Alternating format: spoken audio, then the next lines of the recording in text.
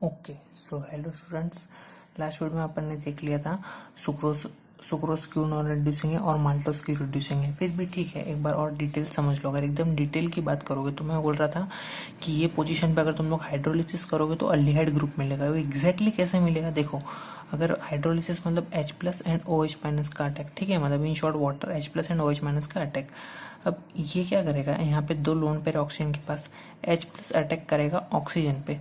जैसे ही ऑक्सीजन पे अटैक करेगा तो चेक करना, ये कुछ ऐसा बन जाएगा O, यहाँ पे आ जाएगा H, O पे आ जाएगा प्लस, एक लोन पेयर है इसके पास नो डाउट। ये पोजीशन पे H और यहाँ पे OH, ठीक है। मैं सिर्फ इतना पार्ट बता रहा हूँ, यहाँ की चीज़ों पे कुछ फर्क नहीं पड़ने वाला है, ठीक है।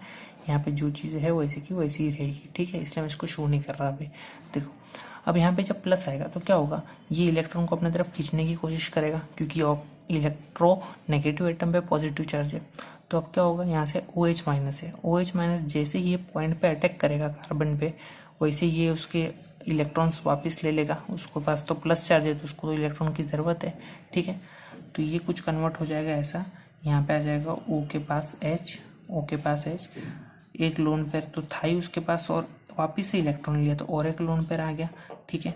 अब ये पॉइंट पे समझना है, ये कार्बन पे क्या हो रहा है। ये कार्बन पे एक हाइड्रोजन था, एक नया OH आया ये वाला, और एक OH तो ऑलरेडी था इसके पास, ठीक है। ये वाला OH ऑलरेडी था और ये नीचे बॉन्ड इसका ऐसा था, ठीक है, ये इसका ऐसा बॉन्ड था, ओके, ऐसा कंपाउंड था। अभी एक कार्बन पे दो OH तो नहीं हो सकता, तो H2 रिमूव हो जाएगा, तो यहाँ पे क्या बचेगा, डबल बॉन्ड बनेगा, तो C डबल बॉन्ड OH बनाना अल्डिहाइड।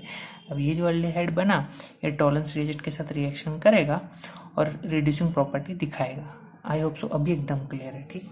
अब बात करते हैं क्वेश्चन 2 की।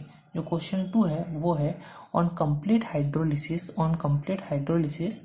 RNA on complete hydrolysis DNA gives equimolar quantities of adenine and thymine, ठीक है। अब DNA में बेस की पेयरिंग कैसे होती है, पहली बात तो 4 बेस होते हैं, ठीक है, एडिनाइन, उसके बाद साइटोसिन, ग्वानिन एंड थायमिन, ठीक है। और बेस की पेयरिंग कैसे होती है, एडिनाइन की पेयरिंग होती है थायमिन के साथ, साइटोसिन की होती है ग्वानिन के साथ, सिमिलरली ग्वानिन की होती है साइटोसिन के साथ और थायमिन की होती है एडिनाइन के साथ, बराबर, ठीक है। अगर मैं डीएनए का एक स्ट्रैंड ले लेता हूँ, सपोज करो डीएनए का एक स्ट्रैंड लेता हूँ मैं 5'A, C, G, T, A, C and 3', तो ये अगर ओरिजिनल स्ट्रैंड है तो इसका कॉम्प्लीमेंट्री स्ट्रैंड क्या बनेगा, 3'। अभी ए का कॉम्प्लीमेंट्री कौन होता है, ए के साथ पेयरिंग किसकी होती है, टी की, ठीक है। सी के साथ किसकी होती है, जी के साथ किसकी, सी, टी के साथ ए के साथ टी एंड सी के साथ जी। यहाँ पे आ जाएगा 5'। ये था ओरिजिनल स्ट्रैंड, ये था कॉम्प्लीमेंट्री स्ट्रैंड, ठीक है। अब देखो, अब जब तुम लोग हाइड्रोलिसिस करोगे डीएनए का पूरा हाइड्रोलिसिस करोगे, तो अगर पूरा का पूरा हाइड्रोलिसिस करोगे तो चेक करो, जितना क्वांटिटी एडिनाइन का रिलीज हो रहा है उतना ही तो थायमिन का भी रिलीज होगा। देखो, एक एडिनाइन, दो एडिनाइन, सिमिलरली यहाँ पे एक थायमिन, दो थायमिन। अगर तुम लोग ये एडिनाइन पकड़ते हो तो ये भी थायमिन आएगा, तो 1 2 3, टोटल 3 एडिनाइन, तो थायमिन भी कितना रिलीज हो रहा है, 1 2 3। तो जब भी तुम लोग कोई भी डीएनए स्ट्रैंड का कंप्लीट हाइड्रोलिसिस करोगे तो जितना ही एडेनिन प्रोड्यूस होगा उतना ही थायमिन प्रोड्यूस होगा, क्योंकि दोनों की पेयरिंग तो एक दूसरे के साथ ही होती है। सिमिलरली ये चीज़ एप्लीकेबल है साइटोसिन को भी एंड ग्वानिन को भी। जितना ग्वानिन रिलीज होगा ऑन कंप्लीट हाइड्रोलिसिस उतना ही साइटोसिन भी रिलीज होगा कंप्लीट हाइड्रोलिसिस होने के बाद, ठीक है। क्लियर है चीज़, ओके। उसके बाद है थर्ड क्वेश्चन है alpha amino acids have high melting point compare to the corresponding amines और carboxylic acids of comparable molecular mass, ठीक है। अब सबसे पहले समझते हैं अल्फा अमाइनो एसिड है क्या। अब ये अगर मैं नॉर्मल बात करूँ तो दिस इज एसिड। अब यहाँ पे अल्फा कार्बन पे उसने क्या बोला है, अमीनो ग्रुप, तो NH2 ग्रुप, ठीक है। और यहाँ पे हो जाएगा R, यहाँ पे हो जाएगा H, तो this is normal structure of alpha amino acids, ठीक है। अभी तुमको अच्छे से पता है अल्फा अमीनो एसिड में एक ग्रुप एसिडिक है तो एक ग्रुप बेसिक है। अब यहाँ पे क्या होता है, प्रोटॉन ट्रांसफर होता है, नाइट्रोजन के पास क्या है, लोन पेयर है और ये एसिडिक है, तो सीधी सी बात है H+ डोनेट करना चाहेगा, तो ये कुछ ऐसा बन जाएगा RCH, यहाँ पे आ जाएगा NH3, ये हाइड्रोजन कहाँ आया, ये लोन पेयर के पास, लोन पेयर को एक्सेप्ट किया तो नाइट्रोजन पे तो प्लस आएगा और यहाँ पे आ जाएगा CO-। ठीक है, इसको बोलते हैं ज्विटर आयन, इसको बोलते हैं ज्विटर आयन या तो डायपोलर आयन, या तो डायपोलर आयन भी बोलते हैं, या तो डायपोलर आयन, क्योंकि दो पोल्स है ना, इसके दो पोल्स जनरेट हुए, एक पॉजिटिव पोल एक नेगेटिव पोल। ठीक है, अभी ये जो ज्विटर आयन है, अब ये अकेला तो अमाइनो एसिड रहेगा नहीं, बहुत सारे अमाइनो एसिड रहेंगे। ठीक है, तो जैसे ये अमाइनो एसिड है, अब इसको लिखते कैसे देखो, इसको एकदम अच्छे से लिखोगे तो अमाइनो एसिड के दो टर्मिनल होते हैं, एक N टर्मिनल एक C टर्मिनल। देखो इसको एक्चुअली ऐसे लिखा जाता है NH2, यहाँ पे CHRCOOH। ठीक है, जब ये H यहाँ पे ट्रांसफर हो जाएगा तो ये कुछ ऐसा बन जाएगा NH3 प्लस, यहाँ पे आ जाएगा CHRCOO माइनस। ठीक है, अभी जैसा एक एसिड था वैसे दूसरा एसिड भी होगा इसके साइड में, तो ये हो जाएगा NH3 प्लस CHRCOO माइनस। ठीक है, तो ये एक नेगेटिव ये एक पॉजिटिव, तो इन दोनों के बीच क्या होगा, इंटरमॉलिक्यूलर डायपोल अट्रैक्शन होगा। इन लोग के बीच क्या होगा, इंटरमॉलिक्यूलर डायपोल अट्रैक्शन होगा। वैसे सिमिलरली ये जो प्लस है इसके पीछे वाला रहेगा उसके साथ माइनस के साथ इसका होगा, जैसे ये जो माइनस है इसके आगे वाला जो रहेगा उसके प्लस के साथ होगा। तो इनके बीच क्या होता है, इंटरमॉलिक्यूलर डायपोल अट्रैक्शन होता है। इसकी वजह से इनका मेल्टिंग पॉइंट इंक्रीज हो जाता है as compare to comparable masses of carboxylic acid या तो करस्पॉन्डिंग अमाइंस। ठीक है, एकदम सिंपल आंसर पूछ नहीं था। फिर नेक्स्ट क्वेश्चन है hydrolysis of sucrose is called inversion. Okay, hydrolysis of sucrose is called inversion, ऐसा क्यों कहा जाता है समझना, hydrolysis of sucrose is called inversion. Okay, अभी यहाँ पे सबसे पहले तो हाइड्रोलिसिस हो रहा है, किसका हाइड्रोलिसिस हो रहा है, सुक्रोज का हाइड्रोलिसिस हो रहा है। अब ये चीज तुमको पता है कि सुक्रोज का हाइड्रोलिसिस करने पे मिलता है ग्लूकोज प्लस फ्रुक्टोस। ये चीज पता है कि सुक्रोज का हाइड्रोलिसिस करने पे मिलता है ग्लूकोज प्लस फ्रुक्टोस। ठीक है, अब ओरिजिनली जो सुक्रोज होता है वो होता है डेक्स्ट्रो रोटेटरी।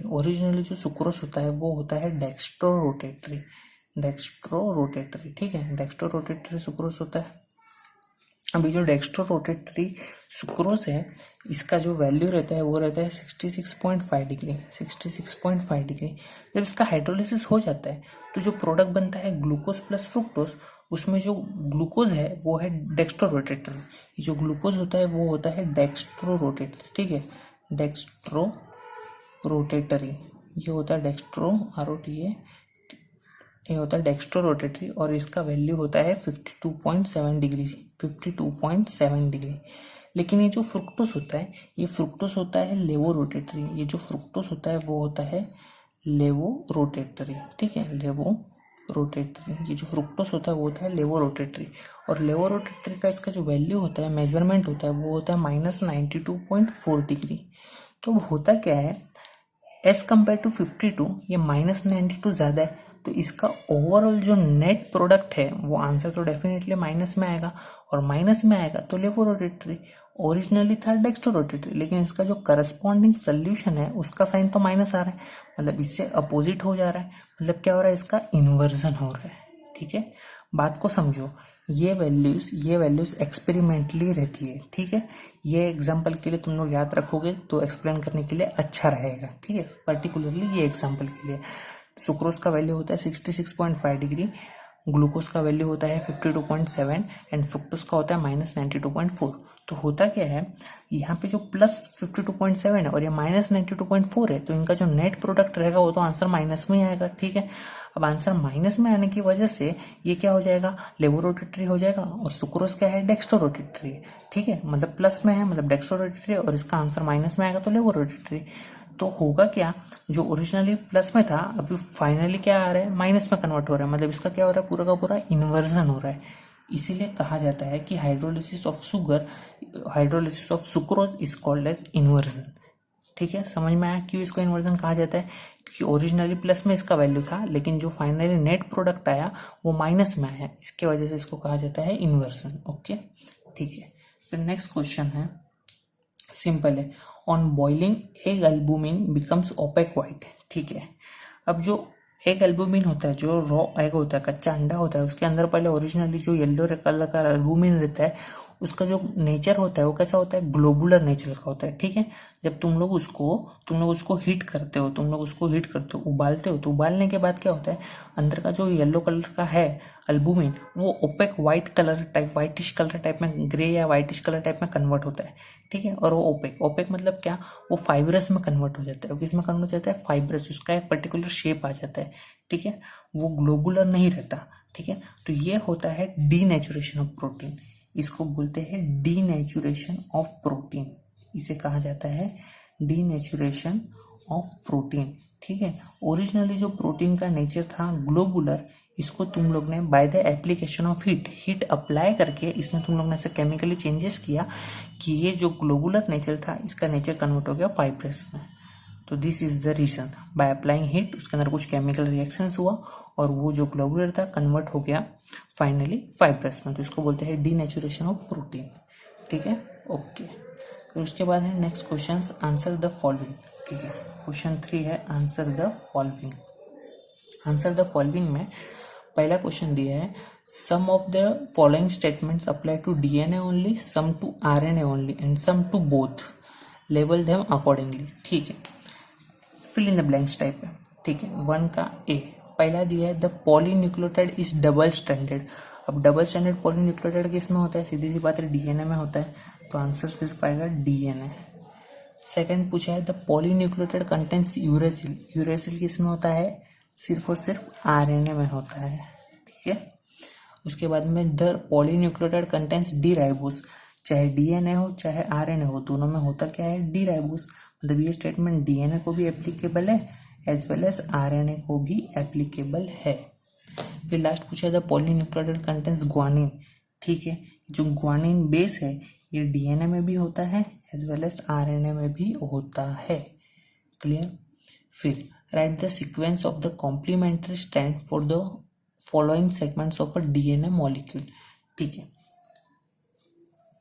लिखते हैं। चलो, ये जो क्वेश्चन है, ये क्वेश्चन है 5 C G T T T A G और यहाँ पे है 3 ठीक है, ये ओरिजिनल स्ट्रैंड दिया है, अपने को कॉम्प्लीमेंट्री स्ट्रैंड बनाना है। सिंपल है, 5 के सामने 3 लगा दो। सी के साथ पेयरिंग किसका होता था, जी का, जी के साथ सी का, टी के साथ ए का, टी के साथ ए का, टी के साथ ए का, ए के साथ टी का, ए के साथ टी का, जी के साथ सी का। सिंपल, और 3 की जगह पे 5। तो ये हो गया इसका कॉम्प्लीमेंट्री स्ट्रैंड। ठीक है, अब बी की बात करते हैं। बी में है 5।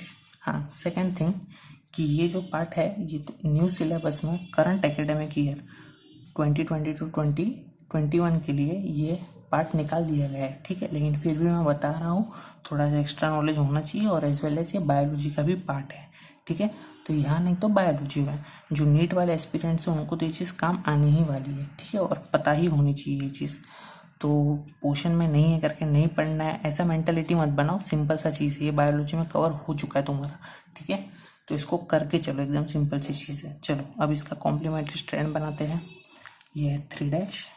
सी के सामने क्या आएगा, जी, जी, जी के सामने सी, सी, टी के सामने ए, यहाँ पे आ जाएगा टी, यहाँ पे आ जाएगा टी, यहाँ पे आ जाएगा ए, यहाँ पे आ जाएगा टी। सी के सामने जी, जी के सामने सी, सी, जी, और यहाँ पे आ जाएगा 5। खत्म, इतना सिंपल क्वेश्चन था। ओके, उसके बाद है right the names and schematic representation of all possible dipeptides formed from alanine, glycine and tyrosine. Okay, ये क्वेश्चन नहीं निकाला है तुम्हारे न्यू सिलेबस में भी। ठीक है, ये रखा हुआ है न्यू सिलेबस में, तो इसको देखना। क्वेश्चन दिया है तुमको पॉसिबल स्ट्रक्चर बनाना है डाइपेप्टाइड के, किससे बने हुए होने चाहिए, वो होने चाहिए एलानिन से, उसके बाद में ग्लाइसिन से एंड थर्ड दिया है टायरोसिन से। ठीक है, पहले तो तुमको इसके स्ट्रक्चर पता होने चाहिए। तुमको इसके स्ट्रक्चर पता होने चाहिए। ओके, अब इसके स्ट्रक्चर पता होने चाहिए। एग्जैक्टली स्ट्रक्चर नहीं पता तो कोई बात नहीं, इनके स्कीमेटिक रिप्रेजेंटेशन पता होनी चाहिए। ठीक है, जो एलानिन है, एलानिन को स्कीमेटिक में बोलते हैं एला, ग्लाइसिन को बोलते हैं ग्लाइ, और टायरोसिन को बोलते हैं TYR। ये इसका स्कीमेटिक रिप्रेजेंटेशन है। ठीक है, अभी अगर मैं इसका स्ट्रक्चर बनाना चाहूँ तो ये बनेगा ALA, उसके बाद आएगा GLY, उसके बाद आएगा TYR। ये एक पॉसिबिलिटी है। सेकंड पॉसिबिलिटी है कि GLY TYR, उसके बाद आ जाए ALA। फिर थर्ड पॉसिबिलिटी है TYR ALA, और लास्ट में आ जाए GLY। ये थर्ड पॉसिबिलिटी है। ये तीनों को छोड़ के और कोई नई पॉसिबिलिटी है, तीन को मिला के तो नहीं बन सकती। इसमें जो ये वाला साइड का टर्मिनल है ये रहेगा N टर्मिनल, ये रहेगा N टर्मिनल, N टर्मिनल, और जो ये साइड है वो रहेगा C टर्मिनल, वो रहेगा C टर्मिनल। अभी N टर्मिनल और C टर्मिनल क्या है, देखो मैं तुमको इसके लिए फॉर्मूला के साथ लिख के बताता हूँ एक बार। ठीक है, ध्यान से सुनना। जो एलानिन है उसका फॉर्मूला होता है कुछ ऐसा, CH3 CH, यहाँ पे रहेगा NH2, यहाँ पे रहेगा C डबल बॉन्ड OH। उसके बाद ग्लाइसिन, ग्लाइसिन का फॉर्मूला सिंपल होता है। ग्लाइसिन का फॉर्मूला होता है CH C double bond OH, और यहाँ पे रहता है NH2, यहाँ पे रहता है NH2। लास्ट वाला जो है वो है टायरोसिन। टायरोसिन का जो फॉर्मूला है वो रहता है यहाँ पे NH2, यहाँ पे रहेगा CH C double bond OH, और जो यहाँ पे है वो रहेगा सिंपल, वो अटैच रहेगा यहाँ से CH2 C6H4, यहाँ पे रहेगा OH, और ये रहेगा पैरा पोजीशन पे, ये रहेगा पैरा पोजीशन पे। ठीक है, अब इनसे मिला के कंपाउंड कैसे बनता है सुनो। यहाँ पे क्या होगा, सिंपल सी बात है, यहाँ पे ध्यान से सुनना। क्या होगा, इसका H, इसका H एंड इसका OH, ये वाटर बन के जाएगा। सिमिलरली इसका H एंड इसका OH वाटर बन के जाएगा। तो यहाँ पे होगा क्या, देखना, जो रिजल्टिंग प्रोडक्ट रहेगा वो क्या मिलेगा, वो मिलेगा यहाँ पे NH2 CH3 C double bond O, ये OH जाएगा एंड इसका H जाएगा। तो यहाँ पे क्या बचेगा, सिर्फ NH बचेगा, CH H C double bond O, इसका OH, इसका H। तो यहाँ पे क्या बचेगा, directly NH CH CH2 C6H4 OH, and यहाँ पे पैरा पोजीशन पे रहेगा। ठीक है, और ये है C डबल बॉन्ड OH। तो देखो ये नाइट्रोजन से खत्म हो रहा है। ठीक है, ये NH2 है, ओके, दिस इज NH2। तो ये रहा नाइट्रोजन टर्मिनल, और ये रहा कार्बन खत्म हो रहा है, इसलिए इसको बोलेंगे कार्बन टर्मिनल। ठीक है, तो अब समझेगा नाइट्रोजन टर्मिनल और कार्बन टर्मिनल क्यों। तो जैसे मैंने इसके लिए बताया वैसे तुम लोग इसके लिए और इसके लिए भी बना सकते हो। ठीक है, एकदम सिंपल है, समझ में आ गया। आगे की बाकी की सारी चीज़ें नेक्स्ट लेक्चर में। Thank you.